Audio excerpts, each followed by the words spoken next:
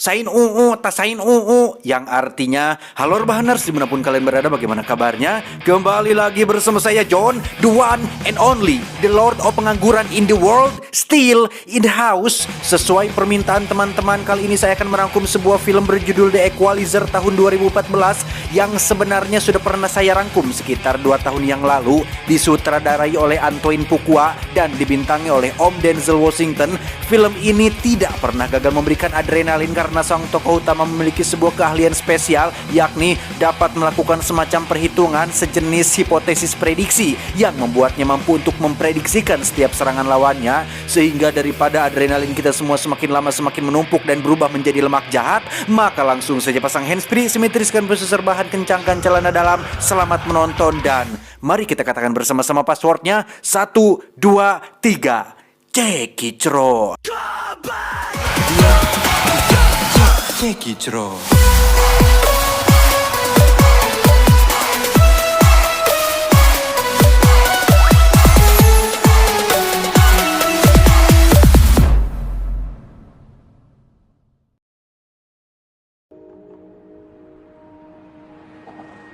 Kisah akan berfokus pada seorang pria tua bernama Robert Michael yang hidup sebatang kara. Beliau tinggal di sebuah apartemen di pinggiran kota, bekerja sebagai karyawan di bagian pertukangan di toko serba ada, yang semua itu beliau lakukan demi untuk menjalani sisa masa tuanya. Dia bernama Ralphie, salah satu karyawan toko yang sebentar lagi akan ikut tes menjadi security. Namun karena berat badannya berlebih, Ralphie meminta tolong Robert untuk menjadi pembimbingnya dalam program diet supaya pas daftar nanti Ralphie bisa memenuhi klasifikasi. Ketika pulang, kita akan melihat suatu kedisiplinan dan kerapihan yang Robert tunjukkan ketika dia melakukan pekerjaan rumahnya dengan sangat rapi, bersih, teliti, tepat waktu, tertata, simetris, dan selalu meletakkan barang di tempat yang sama. Namun di balik ketenangannya, ada sesuatu yang nampaknya selalu menghantui pikiran Robert. Hal itulah yang membuatnya sering tidak bisa tidur lebih awal, yang pada akhirnya membuat Robert pergi keluar untuk minum teh di kafe langganannya.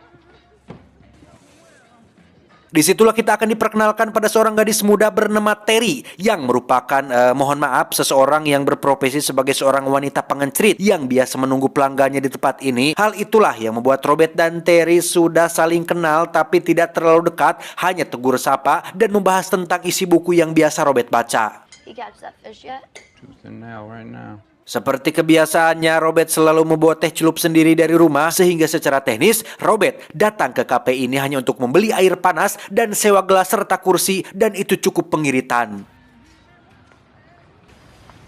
Keesokan paginya kita akan kembali diperlihatkan dengan kehidupan normal yang Robert jalani, yang jika dilihat sekilas tampak lazim dan wajar seperti orang kebanyakan. Namun profesinya di masa lalu tentu menjadi sebuah misteri dan kepenasaran tersendiri untuk kita semua. Tidak terkecuali dua pemuda yang bekerja di toko ini yang menanyakan tentang apa pekerjaan Robert sebelum di tempat ini, yang karena tidak ingin ribet menjawab, Robert pun mengaku sebagai seorang mantan musisi yang pernah tergabung dalam grup musik Kosidahan. Tahun 2000, tahun harapan. Singkat cerita, malam pun tiba. Tepat pukul 2 malam di kafe yang sama, Robert kembali melihat Terry yang baru nguniang keluar dari habitatnya untuk mencari sesuap nasi di bawah terangnya rembulan. Robert sempat mengobrol sebentar dengan Terry, masih membahas tentang isi buku yang Robert baca, yang isinya tentang seorang nelayan yang menangkap ikan di laut. Yang dari sekian pertemuan dan perbincangan, Robert jelas sudah bisa melihat dan menebak jika Terry sangat amat terpaksa melakukan pekerjaan seperti ini. Di mana obrolan mereka tiba-tiba terhenti saat ada seseorang bernama Slavi meneleponnya, memaksanya untuk segera keluar ikut dengan pelanggannya yang kemarin sempat menolak pelanggan ini karena mainnya kasar. Terry tidak punya pilihan lain ketika Slavi dengan tegas mengancam akan mengeluarkan dia dari pekerjaannya.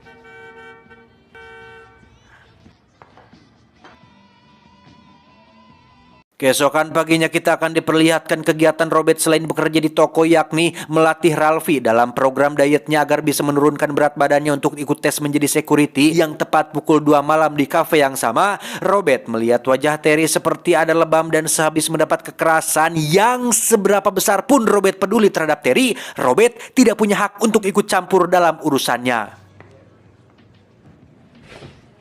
Tepat saat kafe sudah mau tutup dan pelanggan hanya ada mereka berdua saja, Terry yang sedang butuh seseorang untuk mengobrol pun memberanikan diri untuk duduk di meja Robert. Berkenalan satu sama lain dengan Terry yang memperkenalkan nama panggungnya yaitu Alina. Terry menceritakan tentang cita-cita terpendamnya yang ingin menjadi seorang musisi, penyanyi. Bahkan sudah melakukan rekaman jajangjian yang disimpannya dalam sebuah disk yang diberikan kepada Robert untuk hanya sekedar hadiah pertemanan.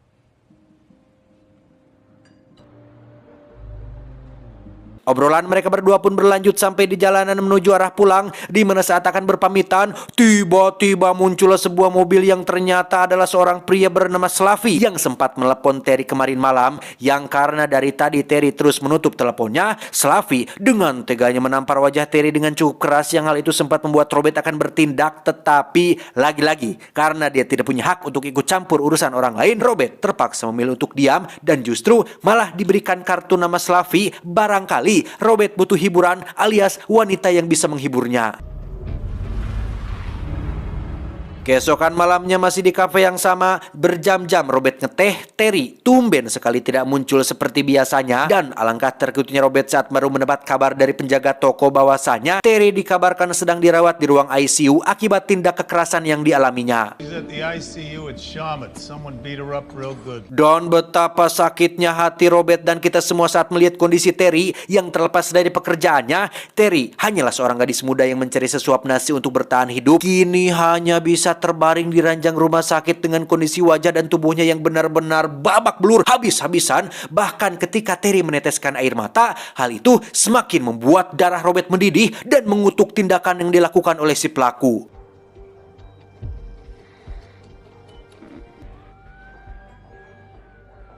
Dia bernama Mandy, sahabat dekat Terry sesama satu profesi, di mana Robert yang penasaran dengan bebenguk si pelaku pun mulai mencari tahu informasi terkait ruang lingkup profesi mereka, yang setelah mendengar pengakuan dari Terry yang mengatakan bahwa Slavi sering memperlakukan anak-anaknya secara tidak manusiawi, disitulah amarah Robert semakin meronta-ronta, tapi kembali lagi dia tidak punya hak untuk ikut mencampuri sesuatu yang bukan urusannya.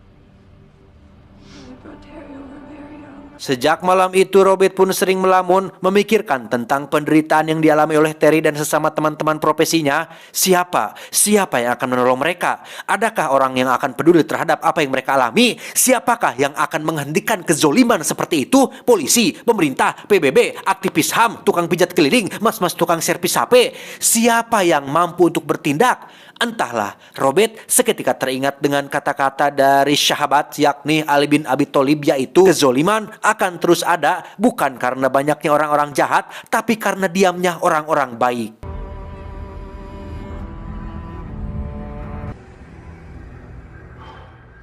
Suatu malam di restoran Prancis, Slavi terlihat baru tiba dengan mobil sportnya, langsung naik ke atas menuju kantor pribadinya alias markas utama mafia Rusia cabang di Amerika Serikat, yang tak lama setelah dia menyapa anak buah dan duduk di atas singgasananya, muncullah seseorang yang sangat tidak diduga-duga kedatangannya. Assalamualaikum. Dan ya, Robert, seorang pria tua karyawan toko biasa dengan begitu beraninya masuk ke dalam ruangan yang dipenuhi oleh manusia-manusia berbahaya yang kejam dan tak bermoral, di mana Robert dengan begitu santainya mengembalikan kartu nama milik Slavi, sekaligus menawarkan sejumlah uang untuk membeli kebebasan salah satu anak jualannya, yakni Alina alias Terry.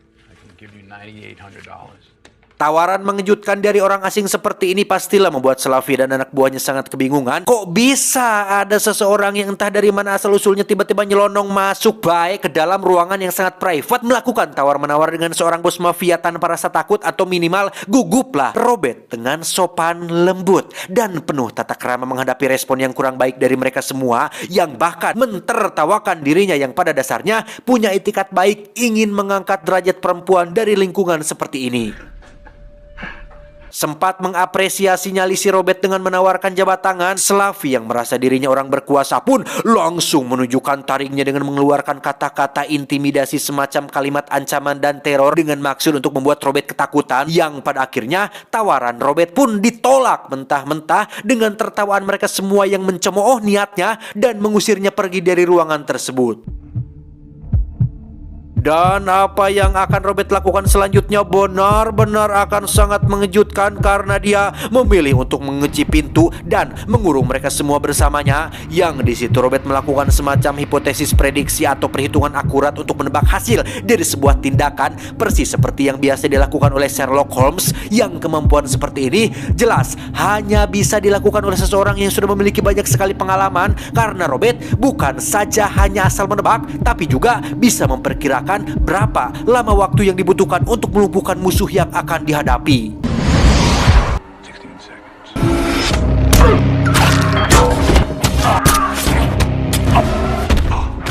Dan ya, Robert hanya butuh waktu sekitar 28 detik untuk melumpuhkan 5 pria yang sebagian besar masih muda, bugar, kuat, bertenaga, dan bersenjata, di mana Slavi benar-benar dibuat menyesal sekaligus penasaran dengan sosok Robert yang ujuk-ujuk datang memporak-porandakan kerajaannya dalam waktu singkat, yang jika saja Slavi menerima uang yang Robert tawarkan tadi, mungkin nasibnya tidak akan seperti ini. Keesokan harinya Slavi dan anak buah pun langsung masuk dalam berita kriminal dengan dugaan sementara terjadi akibat perang antar geng dan kelompok mafia, sehingga sudah jelas bahwa Robert tidak perlu khawatir akan ikut terlibat dalam kasus itu. Terlebih lagi, siapa yang akan percaya jika kelompok mafia Rusia yang terkenal berbahaya dibantai oleh hanya seorang pria tua biasa seperti Robert ini. Berbeda dengan pemikiran orang umum, ada satu pria Rusia yang dikirim khusus untuk menyelidiki kasus ini. Dia bernama Teddy, seorang utusan langsung dari bos besar mafia bernama Pushkin alias majikannya Slavi. Di saat semua orang percaya begitu saja bahwa kasus ini dilandasi oleh perang kekuasaan antar geng, Teddy berpikiran sebaliknya. Dia melakukan analisa dan penyelidikan langsung di TKP dan berhasil mengambil kesimpulan jika pembantaian brutal ini hanya dilakukan oleh satu orang saja, orang yang sangat profesional dalam membunuh.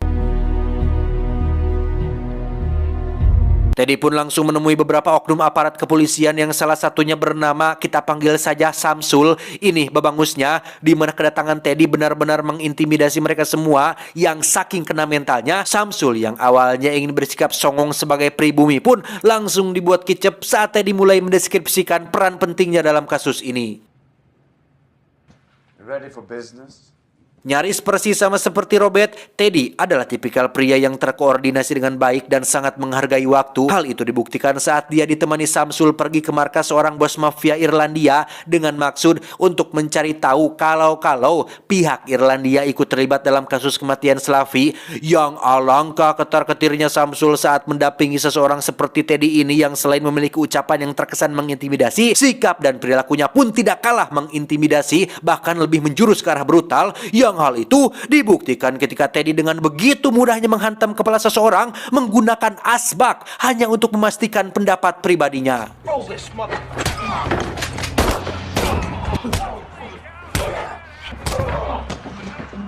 Sampai sini sudah jelas bahwa Teddy mungkin adalah sosok yang patut Robert waspadai, karena selain memiliki akses dan difasilitasi penuh oleh bos besarnya, Teddy merupakan sosok ambisius yang tidak mudah menyerah, bahkan untuk sekelas aparat seperti Samsul sekalipun tak mampu untuk membendung kebrutalannya. Di tengah percakapannya dengan bos besar melalui telepon, Teddy pun memperhatikan satu persatu foto hasil tangkapan kamera CCTV di luar restoran, di mana Teddy melaporkan terkait hasil penyelidikannya yang pada intinya Teddy sangat yakin 100% jika Slavi dan anak buahnya bukan dibunuh oleh orang sembarangan, melainkan oleh seseorang yang sangat profesional. Bahkan dari bekas luka yang Teddy periksa sendiri, dirinya mengaku baru pertama kali melihat kemampuan membunuh yang luar biasa seperti itu. Sejenak kita tinggalkan dulu urusan berat ini dan beralih ke urusan Robert yang baru mendapat kabar jika Ralphie baru saja mengundurkan diri dari pekerjaannya. Penasaran dengan apa penyebabnya, Robert pun langsung meluncur ke warung milik ibu Ralphie yang kondisinya sehabis terbakar, yang pada akhirnya Ralphie pun jujur bahwa alasan dirinya mengundurkan diri dan membatalkan ikut tes menjadi security adalah untuk bisa lebih fokus membantu usaha warung ibunya. So I'm gonna help out around here now. Muchas gracias, mucho gusto. Ralph, no. Usut punya usut, kebakaran warung ibunya bukan semata-mata kecelakaan biasa, melainkan ada dua oknum aparat kepolisian yang biasa menagih atau memalak jatah bulanan kepada para pedagang-pedagang kecil, yang karena 2 bulan ini ibunya Ralphie memang tidak memberikan setoran. Mungkin saja mereka kesal dan membakar warung ibunya untuk memberi pelajaran. What was I thinking? I wasn't gonna pass the security guard test anyway. Dan benar saja, pada malam hari itu juga muncul dua oknum polisi yang datang untuk menagih uang dari ibunya Ralphie, sehingga sudah jelas jika itu semua adalah ulah dari kedua berdebah ini yang tanpa keduanya sadari ada sosok Robert yang diam-diam sudah merekam kelakuan busuk mereka berdua, sehingga ketika Robert menghajar keduanya dan mengancam akan menyebarluaskan videonya, dua oknum polisi ini pun langsung ketakutan dan mengembalikan semua uang milik para pedagang. Alhasil beberapa hari kemudian Ralphie pun terlihat sudah memakai seragam security yang berarti bantuan Robert yang diberikan selama ini sukses membuat orang lain bahagia, dan sesuai dengan judul dan julukannya yaitu The Equalizer, Robert adalah sosok penyeimbang yang bertugas untuk menjadi penengah antara kebenaran dan kebatilan. Hal itu kembali diperlihatkan pada saat kasir toko sedang diancam oleh seorang penjahat bersenjata, di mana Robert yang menyadari hal itu pun dengan santainya memberikan semua uang yang ada di dalam mesin kasir. Tetapi ketika si penjahat memaksa si kasir melepas cincin warisan mendiang ibunya, disitulah Robert merasa perlu untuk bertindak dengan kembali melakukan hipotesis prediksi. Tetapi karena situasi dan kondisinya tidak memadai, Robert memilih untuk menunda aksinya dengan membiarkan si penjahat pergi begitu saja dengan plat nomor mobilnya yang sudah berhasil didapat.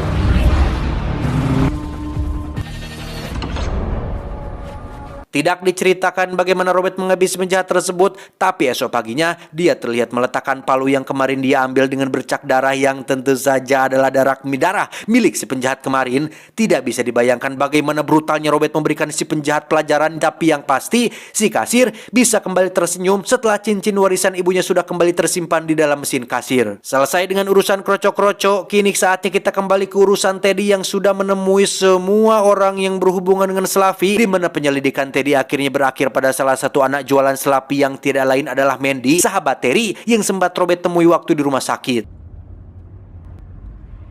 Alhasil, makin mengerucutlah penyelidikan kasus ini, sehingga Teddy pun menginterogasi Mandy secara lebih persuasif, yang ketika Teddy sudah berhasil mendapatkan ciri-ciri pria yang dicarinya, yang dalam hal ini adalah Robert, Teddy yang pada dasarnya seorang pembunuh berdarah dingin pun dengan teganya mencekik Mandy dari belakang hingga dia tewas kekejatan kehabisan nafas.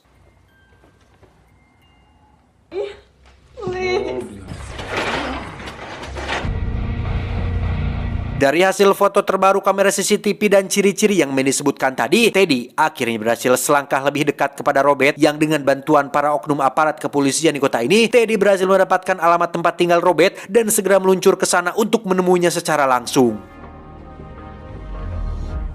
Dan inilah momen yang paling ditunggu-tunggu, pertemuan pertama kali antara dua sosok yang sama-sama cerdas dan brutal, di mana terjadi sebuah percakapan menarik yang pada intinya mereka berdua saling beradu argumen, dengan Teddy yang mengaku sebagai aparat kepolisian dan Robert yang mengaku sebagai karyawan tos serba. Padahal keduanya punya insting yang sama, sama-sama bisa melihat tatapan seorang profesional, namun memilih untuk menunda tindakan demi untuk mencari waktu yang tepat. Dan betapa cerdasnya kedua karakter ini ketika Robert langsung pergi ke apotek untuk membeli obat mabuk perjalanan, entah untuk apa tujuannya. Sementara Teddy di kantornya, dia sudah yakin betul 100% jika Robertlah pelaku pembantaian Slavi. Teddy sengaja tidak buru-buru mengambil tindakan karena dirinya ingin mencari tahu dulu siapa atau asal-usul Robert ini, bekerja pada siapa, di mana, dan bagaimana Robert bisa punya kemampuan membunuh seperti itu. Teddy nampaknya mulai tertantang, merasa tersaingi, ada perlawanan, dan berambisi untuk bisa mengetahui siapa Robert sebenarnya. All lies, yes, I want to know who he's working for. Singkat cerita, di kafe yang sama, Robert terlihat sedang duduk sambil membaca buku tepat saat muncul seorang petugas PLN berbadan tinggi besar baru saja masuk, yang dengan insting tajamnya, Robert sudah bisa langsung menebak jika tangan seorang petugas PLN tidak mungkin sebersih itu, sehingga ia pun dengan cepat melakukan hipotesis prediksi untuk melumpuhkan orang suruhan Teddy ini. Dan ya, Robert dengan santainya berjalan keluar dari kafe sambil mengambil foto Teddy yang masih berada di dalam mobil, di mana pada titik ini Teddy benar-benar seolah ditantang secara langsung, seakan diajak untuk melakukan permainan siapa yang lebih cerdik dan gerak cepat, sehingga Teddy benar-benar semakin dibuat penasaran dengan siapakah sosok si Robert ini. Gagal menangkap Robert di luar, Teddy dan anak buah pun langsung meluncur ke tempat tinggalnya yang setibanya di sana, apartemen Robert sudah kosong dan hanya meninggalkan sebotol obat mabuk perjalanan udara dengan maksud untuk membuat mereka percaya jika Robert sudah kabur jauh keluar kota. Padahal tanpa mereka semua sadari, Robert sudah menyewa apartemen baru tepat di seberang apartemen lamanya dan mengamati pergerakan Teddy dan anak buahnya melalui kamera kecil yang disembunyikan di beberapa titik. What an open-ended plan plane ticket to Mexico 2 days ago. He's watching us. Sadar jika Teddy adalah tipikal orang yang tidak akan pernah berhenti, Robert pun langsung pergi menemui sahabat dekatnya yang merupakan pasangan suami istri, yaitu Susan dan Brian. Mereka berdua adalah orang-orang yang bekerja di lembaga pemerintahan, sehingga sedikit demi sedikit akhirnya terungkaplah jika Robert dulunya mungkin adalah orang yang juga bekerja untuk pemerintah. Tidak dijelaskan secara spesifik profesi atau spesialisasinya. Yang jelas, Robert sudah pensiun dari pekerjaan lamanya dan mencoba untuk hidup normal seperti orang lain. Tanpa banyak basa-basi, Robert langsung mengungkapkan tujuannya datang kemari adalah untuk meminta bantuan kepada Susan dan Brian untuk carikan informasi tentang si Teddy ini yang tak perlu menunggu waktu lama. Susan pun berhasil membuat seluruh berkas lengkap tentang kelompok mafia si Teddy ini. Bahkan wajah Pushkin, sang bos besar mafia sekalipun ada di dalam berkas tersebut, termasuk wajah si Samsul yang diketahui merupakan oknum aparat yang paling dekat dengan mereka semua. He won't stop until he kills you and anyone you care about. Pada akhirnya, Robert sekali lagi terpaksa harus menjadi seseorang yang sebenarnya tidak ia harapkan, yang pada intinya Robert ingin benar-benar menyelesaikan masalah ini sampai tuntas, benar-benar tuntas sampai ke akarnya. Dan jika Anda berpikir Robert melakukan semua ini hanya untuk demi Terry seorang, Anda salah. Karena ini bukanlah tentang Terry saja, melainkan tentang orang-orang yang selalu terzolimi, masyarakat yang selalu ditindas, masyarakat yang selalu dikebuli oleh orang-orang berpangkat. Sudah susah dibuat makin susah, sudah miskin dibuat lebih miskin lagi, sudah menderita dibuat semakin menderita. Robert menyadari satu hal, bahwa sebagian dari kita tidak punya kapasitas dan kekuatan untuk melakukan perlawanan. Maka sosok Robert muncul sebagai penyeimbang alias the equalizer yang memiliki kapasitas dan kemampuan untuk mengalahkan kezoliman yang sudah terlalu berlebihan. He didn't come for help. He came for permission. Setelah semua data sudah di tangan, Robert langsung menyatroni target pertamanya yang paling lemah dulu, yakni si Samsul, untuk mengajaknya bekerja sama meski dengan cara yang agak sedikit memaksa.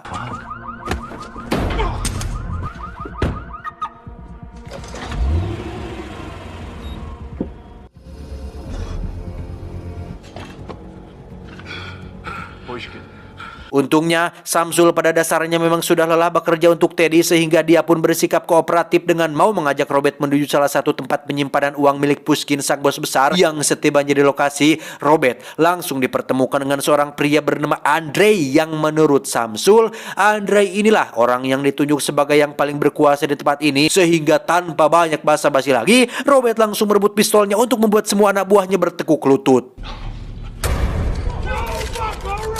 Setelah berhasil menjinakkan Andre dan anak buahnya, Robert memberikan pesangon kepada semua karyawan yang bekerja di tempat tersebut dan menyuruh mereka semua untuk cari pekerjaan lain yang lebih halal. Sementara untuk seesem-esem Samsul, Robert mencoba untuk menyadarkannya tentang arti dari pangkatnya sebagai aparat kepolisian, hingga akhirnya Samsul pun berhasil mengalahkan egonya sendiri dengan akan mengakui semua kesalahannya, sekaligus memberikan kotak penyimpanan berisi semua barang bukti kejahatan yang dilakukan oleh kelompok mafia si Pushkin ini. What do you keep? Setelah Robert berhasil mendapatkan semua barang buktinya dan Samsul menyerahkan diri ke lembaga tempatnya bekerja, pihak kepolisian pun benar-benar akan sangat terkejut saat memeriksa TKP, bukan karena Andre dan anak buahnya yang tengah terikat kedinginan di ruangan pendingin, tetapi tumpukan uang milik Pushkin dalam jumlah yang sangat luar biasa banyak, hasil dari bisnis haram yang dilakukannya selama ini. Teddy sendiri terlihat sedang makan di restoran bersama dengan seorang ketua dari kelompok tentara bayaran, yang rencananya Teddy akan meminta bantuan para tentara bayaran ini untuk memburu Robert. Namun belum juga rencananya terrealisasi, si ketua yang izin ke toilet pun nyatanya tak kunjung kembali dikarenakan Robert sudah lebih dulu menghabisinya. Untuk kesekian kalinya, Teddy benar-benar dibuat kena mental, tapi mencoba untuk tidak menunjukkan kelemahannya dengan tetap bersikap angkuh dan jumawa, seolah masih selangkah lebih maju dibandingkan Robert. Masih dengan treatment yang sama seperti yang dilakukannya pada Slavi, Robert datang menemui Teddy untuk memberikan tawaran damai dengan cara yang baik dan penuh adab, di mana Robert memberikan Teddy waktu untuk berpikir dan nomor telepon apabila sudah mendapatkan jawabannya.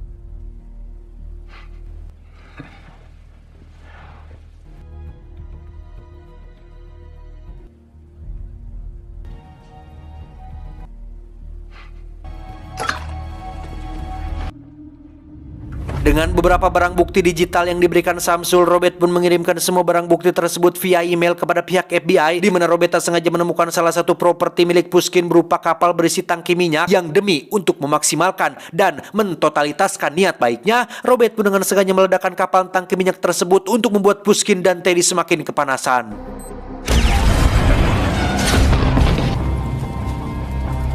Alhasil, Pushkin, sang bos besar pun habis-habisan memarahi Teddy akibat kerugian edan-edanan yang dialaminya selama beberapa hari terakhir ini, di mana Teddy sendiri nampak sudah tak peduli dengan ucapan bos besarnya dan hanya fokus ingin menangkap dan mencari tahu siapa Robert sebenarnya, yang tentu saja sekarang dia sudah bersama dengan para tentara bayaran yang kini bekerja untuknya. Teddy pun memakai cara licik dan tidak gentle, yaitu menugaskan dua tentara bayarannya untuk menyandera beberapa teman kerja Robert di toko, termasuk Ralphie, sementara dirinya dan sisa tim akan menunggu di lokasi tangki minyak untuk menyambut kedatangan Robert yang terpaksa harus menyerahkan dirinya sendiri. Alih-alih akan menghabisi Robert dari jauh dengan cara melacak nomor teleponnya, Teddy justru harus terwaduli untuk kesekian kalinya ketika Robert meletakkan ponselnya begitu saja, sehingga Teddy yang kesal pun langsung menghubungi dua tentara bayarannya yang ada di toko untuk membunuh salah satu sandera.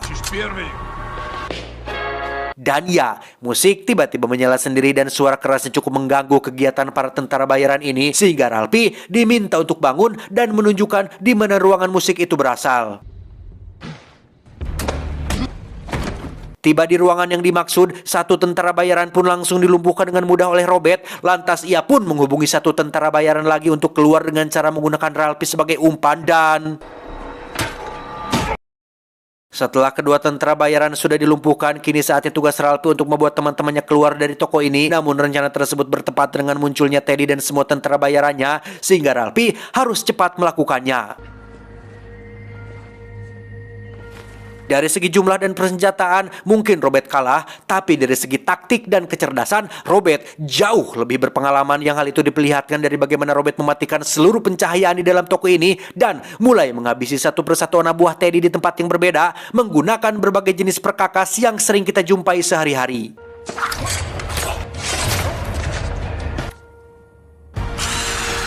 Setelah berhasil menghabisi hampir setengah pasukan Teddy, Robert pun harus menghadapi satu tentara bayaran yang memiliki perangai sangar dan tidak mudah ditumbangkan, sehingga Robert agak sedikit keteteran dan harus melakukan effort lebih untuk bisa mengalahkan yang satu ini.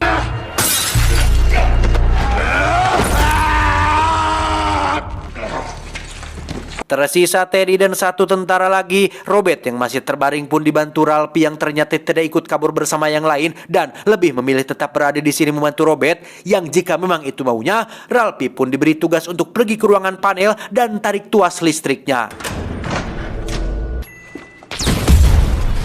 Dan ya, anak buah terakhir Teddy pun akhirnya tumbang setelah Robert meledakkannya menggunakan tabung gas ini masukkan ke dalam microwave, di mana kini hanya tinggal tersisa Teddy seorang yang kebetulan pas sekali memergoki Ralphie di ruang panel. Yang ketika Ralphie benar-benar terjebak dan akan dibunuh oleh Teddy, tiba-tiba menggunakan air nailer gun atau mesin paku tembak, satu persatu tangan dan kaki Teddy pun dilumpuhkan sampai ngarumpuyuk, di mana Teddy benar-benar merasa sangat sakit, bukan karena pakunya, tapi lebih pada kekalahannya. Kalah cerdas, kalah cepat, kalah taktik, kalah gesit, kalah segalanya. Namun yang lebih menyakitkan dari semua itu adalah sampai detik-detik akhir hayatnya, Teddy masih penasaran dan masih belum mengetahui siapa sosok Robert yang sebenarnya. Jangan dulu beranjak dari tempat duduk Anda, karena ini semua belumlah selesai. Anda ingat dengan ucapan Robert yang ini menuntaskan semuanya sampai ke akar-akarnya? Ya, Robert pun pergi ke Moskow, Rusia, lebih tepatnya kediaman Pushkin, sang bos besar yang dijaga oleh belasan penjaga, yang jikalau seorang penguasa seperti Pushkin merasa dirinya kebal hukum, tak tersentuh aparat, dan sulit dijangkau oleh siapapun, dia sudah salah besar. Karena faktanya, Robert terlihat sudah berada di dalam rumah Pushkin tepat saat dia baru saja selesai ibak. Sadar jika Robert datang ke sini untuk membunuhnya, Pushkin yang masih merasa jika uang bisa membeli segalanya pun mencoba untuk bernegosiasi dengan Robert tentang berapa kira-kira nominal yang Robert inginkan. Tinggal sebutkan 1M, 2M, 100, 200. Halah, jawaban Pushkin benar-benar sangat mengecewakan Robert karena tadinya Robert awalnya berniat untuk memberikan kesempatan bagi Pushkin bertobat, tapi faktanya dia malah ingin mencoba menyuapnya sehingga jangan salahkan emaknya si John apabila Pushkin harus mati dengan cara yang tidak elegan, yaitu mati tersengat listrik di kamar mandinya sendiri.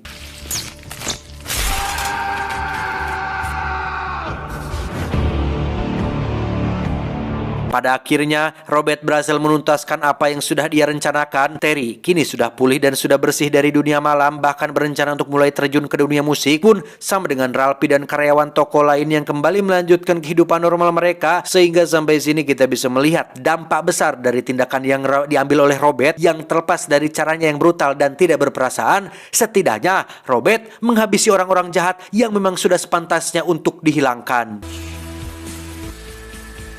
Tamat ending yang sangat memuaskan.